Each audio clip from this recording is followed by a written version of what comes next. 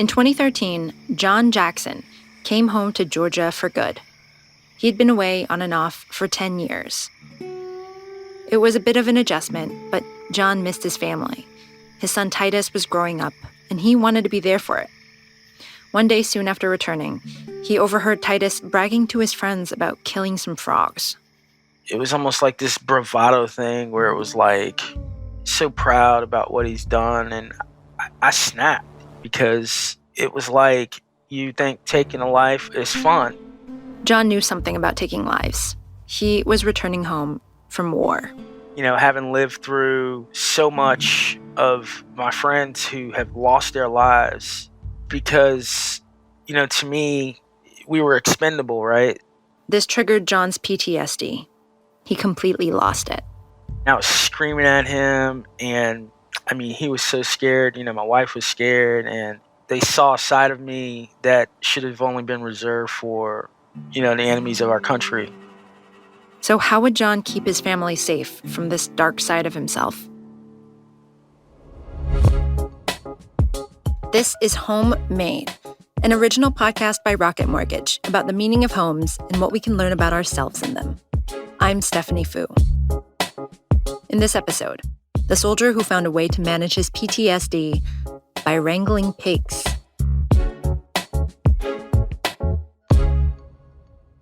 A trigger warning for this story, there are mentions of suicidal ideation, PTSD, and combat violence.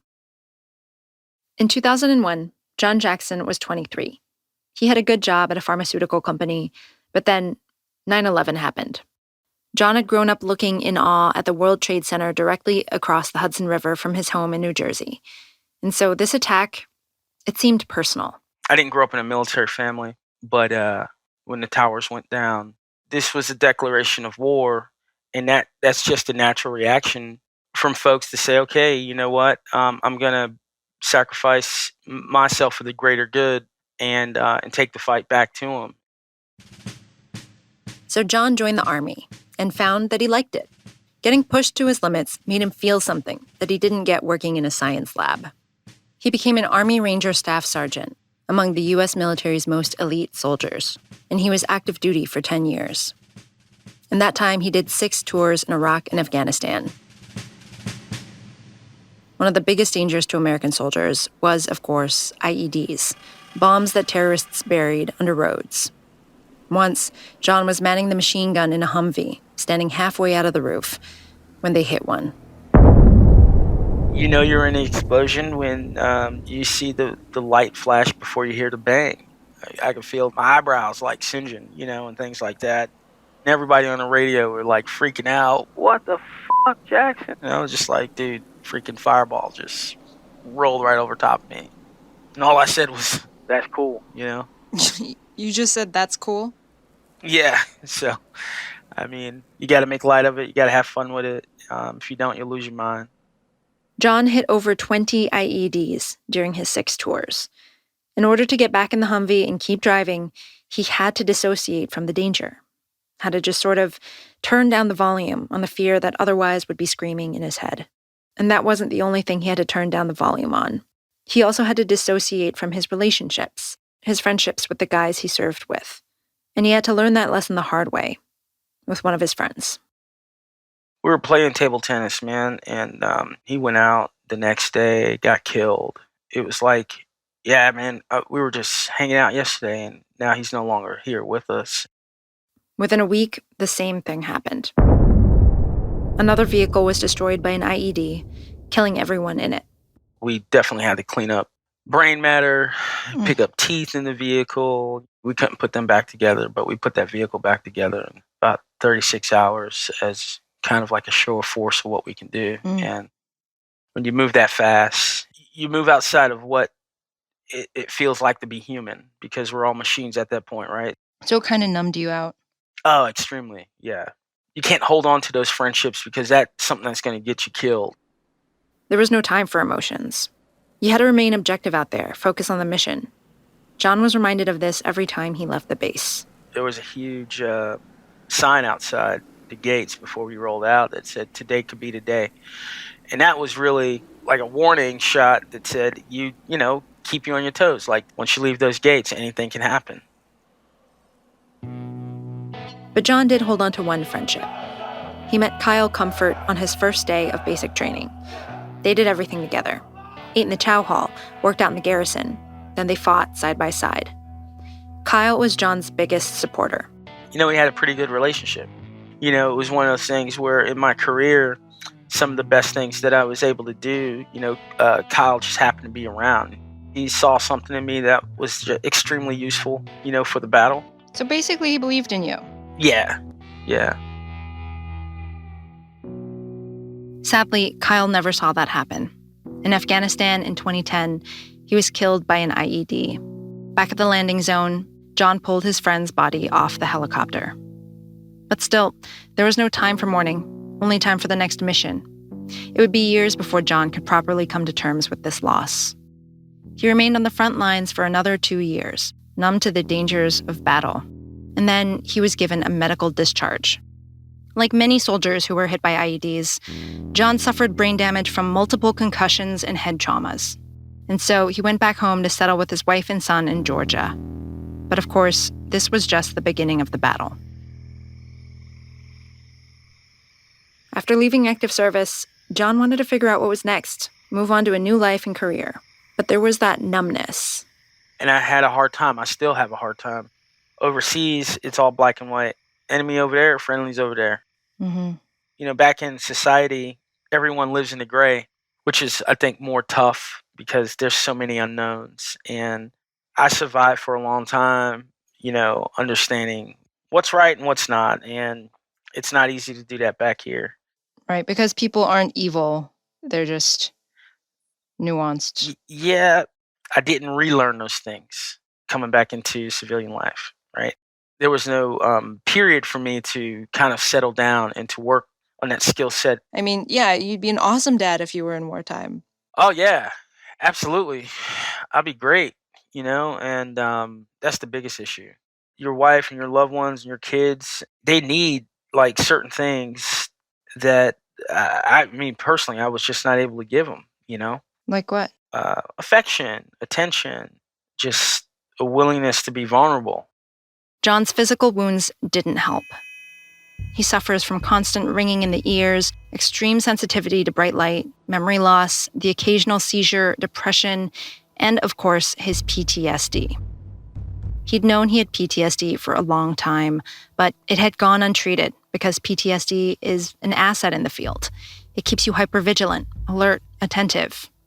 It keeps you on your toes. I don't call it PTSD, it's just survival, right? But after war, when things start settling down and the dark clouds start catching up to you, then that's when things become a problem. At war, there's constant movement. Go here, do this, clean this, make a list of that. But when all of a sudden everything is still, it's peaceful, hypervigilance isn't helpful anymore. It starts to be a problem. The first time he noticed something was wrong, he was at home preparing dinner, cutting some veggies at the counter, drinking a Corona with lime. His wife came up behind him and snapped a picture. The flash went off, and instantly his body tensed. I kind of turned around, looked at my wife, and she looked at me and she started laughing. She's like, what are you doing? And I'm like, I don't know. I'm feeling kind of weird. And this flood of emotion just come and poured out all over me. I had no control. Literally, I had to walk to the shower. I had all my clothes on, and I just stepped in the shower and just cried. I have no worries in the world, and just like that, I got put into a situation that triggered a response to me that I could not control. And that was the first time I realized that this is what PTSD is. It's really making me think of the sign that says this could be the day. Yes. And then Jon overheard Titus bragging about killing the frogs. Another flash. This time, the PTSD was directed outward. And so, with my son's nonchalant attitude of, killing these frogs, it also triggers something into me, too, about, the value of life and why my children have to, be this way. Jon snapped, and he immediately felt like a danger to his family. You got combat veterans who their job is to kill the monsters, and there's no more noble act when you yourself have become the monster and you need to save your family from yourself. That was the most significant part of why I wanted to take my life. Jon walked away from his son and wife and sat in his bedroom, cradling a gun in his hands. And he seriously thought about ending it all right then. I think a lot of vets kind of go through those last moments before they end up taking their life. When I was in that moment, I finally found that peace that I would be doing something that was good. But of course, Jon wasn't thinking straight. He wasn't a monster. He was just a human being who'd survived some horrific situations. Just a guy struggling to keep his chin above the flood of emotions that he'd buried for so long. But then, Jon was shaken out of his reverie. His son wandered into the room, oblivious to the situation. We were supposed to go out to eat, and I forgot. And he said, "Hey, Dad, we still going out to eat?" And it just totally derailed me. Literally about 20, 15 minutes of just watching sunset go down. I was about to just be lights out. But that moment had brought him back to reality. And the reality was this. Jon couldn't numb out his family the way he had numbed out his Army buddies. So I just needed to just make sure that I was just present. And I just said, I had this wild idea of just saying, well, this is what's going to happen. I'm going to devote the rest of my life to helping and serving others. I don't know what that looks like. But being present with his family wasn't as easy as he thought. So Jon went to the VA clinic in nearby Macon to get help for his PTSD. They said they could get him some therapy in 6 weeks. He didn't have 6 days. Many vets don't. Studies have shown that about 15% of service members, about 500,000 people deployed to Iraq and Afghanistan, suffer from PTSD. And PTSD can be deadly. Since 2001, well over 100,000 veterans have died by suicide, about 10 times more than the number of American soldiers killed in combat. So Jon needed to find another form of therapy, something to keep him tethered to this world. He just didn't know what it was yet.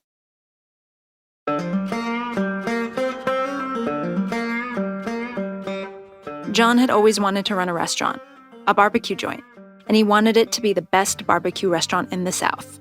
For that, he would need the best pigs. But then Jon thought, well, in order to have the best pork, he would probably need to raise the pigs himself on his own farm. So he quickly decided that he was going to become a farmer instead of a pitmaster. Then I said, I don't know nothing about farming. I don't know nothing about any of this kind of stuff, which was a good thing because I said I'm willing to learn. There's an Army Ranger motto, which is sua sponte. It means of their own accord. Do it yourself. Jon was and always will be a ranger, and so he got to work, building his farm from the ground up. People thought he was crazy, that he wouldn't be able to handle farm life, that he wasn't going to make any money. But he purchased a 20-acre plot of land in Milledgeville, about 30 minutes from Macon, and he and his family moved into the small farmhouse there. The next thing Jon needed to do was get some pigs, so he bought 3 massive 500-pound ones and drove over to pick them up with an old war buddy named Chuck. But they found one pig wasn't interested in cooperating. Chuck has this boar's leg holding it, and the boar's trying to swing around. We dragged him in, and he's dragging out, and he's squealing, he's screaming, and it took 3 of us to drag him in that trailer. Yeah, it was fun. Wrestling pigs was fun, but they also taught Jon a lesson about family. At that point, he was pretty nervous about being with his own kids. He was afraid he might hurt them. And I'm watching these piglets grow and running around, giving mom hell. All of them are like laying on her back, and just like, oh man, I had this connection to my own children, right? Their own little ways of doing things. Every time I was around those piglets, I would always think about my kids. And I noticed that there became a time where I really wanted to get back to being present with my own children. When the piglets weren't teaching Jon about parenthood, he was busy figuring out sustainable farming. His rabbits produce manure. The manure contains microbes which attract black soldier flies. Black fly larvae are eaten by Jon's turkeys, chickens, ducks, and pigs. Plants are grown in aquaponics full of fish that also eat the larvae, and then the plants become feed for the animals. Yeah, it's a beautiful cycle of how all that works. our main goal is to be stewards of the land, right? It's like healing the earth. Yeah, healing the earth. I never thought in a million years that I would be so integrated in soil and the health of our planet. So after 10 years of being a soldier, Jon was now fostering new life. After he mastered the pig pen, he built a garden full of sweet, organic heirloom tomatoes, cucumbers, and more. He became fascinated with heritage seeds and started cultivating his own strains. I'm growing peas that were stuffed in one of King Tut's tombs that they found, Whoa. archaeologists found. And so they're purple variety. Oh, how did they taste? Excellent. Wow. That's why he wanted to take them with him to the afterlife. Fancy farm-to-table chefs were featuring his produce and meat on their menus. Lots of people were being nurtured by Jon's food. But all of this was nurturing Jon, too. Working on the farm helped his PTSD. It gave him peace, purpose. It made him calmer and so much happier. So Jon wondered if maybe this life could help other people he knew, all of the veterans in the same boat as him. So my theory is that the farm taps into the same problem solving, being hypervigilant, sensory overload. That kind of chaos is where we tend to thrive the best. We think clearly. What's chaotic on a farm? Oh my God, have you ever been to a farm? Everything's chaotic. It's a fucking disaster, man. It's like, you got geese screaming, you got pigs breaking out cages, electric fences down, and the sheep are out. Mother Nature decides she wants to rain too much, don't rain enough. It's like, how do you win? You don't win. The biggest thing is don't worry about anything that you don't have control over. That is a hard lesson for vets. And when you put them in that situation and they come to that realization, it's funny because that transfers over to family and to relationships. There's a lot of things we don't have control over, but there's things that we can do personally to make our lives better. When Jon went to the VA in crisis, he was told to wait. Veterans who can wait long enough get some sort of long-term counseling or a heavy course of meds. What was missing, Jon thought, was a short-term fix, something veterans could get access to immediately after a meltdown in order to get back on their feet. So Jon created a non-scientific form of behavioral treatment he calls agritherapy. He moved into a place off the farm and invited veterans to sleep in the farmhouse or camp out in RVs. Vets stay for a few days or several weeks, or they visit on a regular basis. They volunteer their time in the fields and the barns, and in exchange, they find a sense of community and belonging. You got Troy and you got Jon, both sergeants in the Army. Jon would most likely be on the John Deere tractor moving piles of manure, or Troy is, out in the garden working on an irrigation system that he puts in. You got Simon, who's active duty, and he's there picking weeds or digging holes to put fence in, or spreading seeds and or watering or doing a number of things. Since 2016, about 1,000 active duty and retired veterans have come to Jon's farm. When they show up, he quickly puts them to work picking vegetables, plucking eggs, or wrangling pigs. And soon, their outlook starts to change.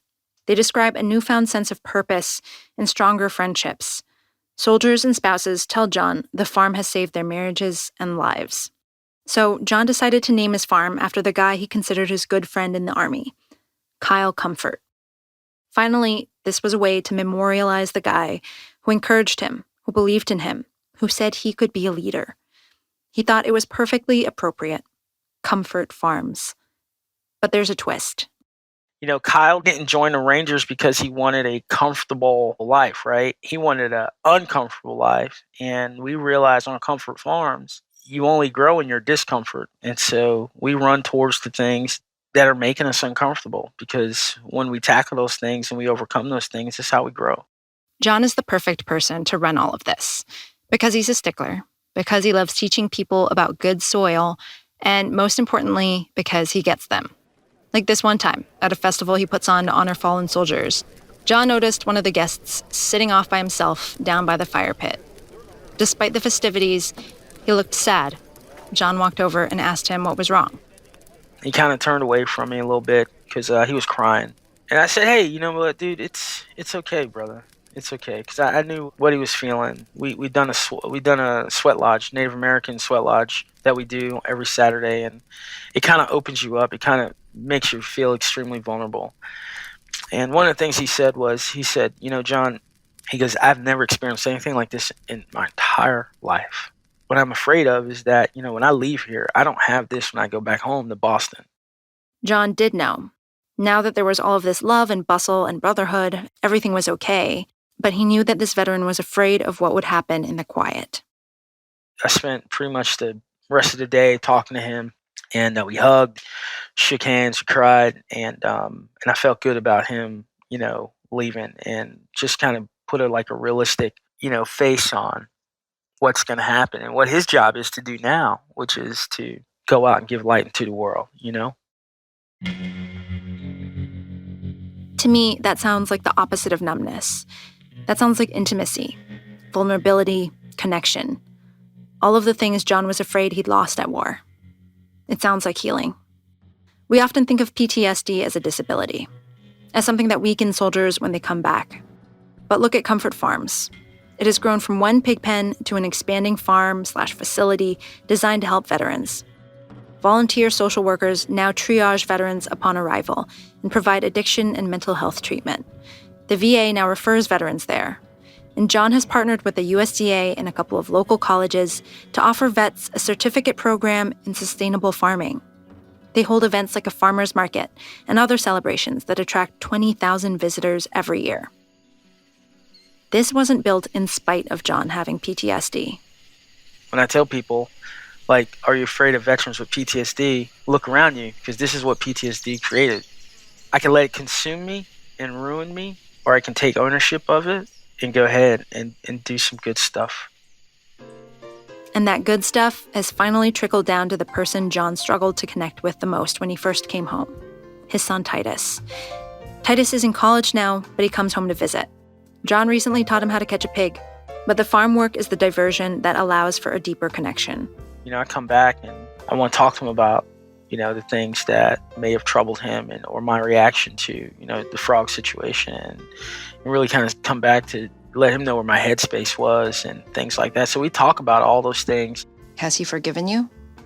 Oh, yeah, he knew. He understood. But more importantly, he understood why the value of life meant so much to me. And has the farm, like having the farm and having it there, allowed you to have those conversations more easily? Absolutely.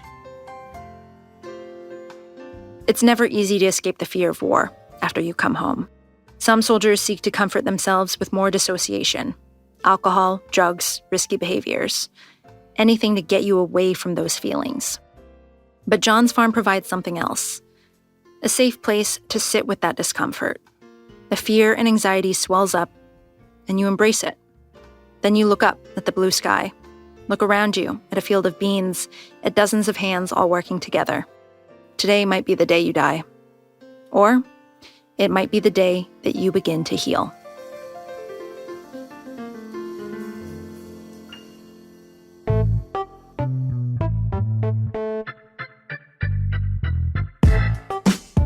You've been listening to Homemade by Rocket Mortgage. My name is Stephanie Fu. You can reach us at rocketmortgage.com/homemade. Thanks for listening. Equal housing lender, licensed in all 50 states.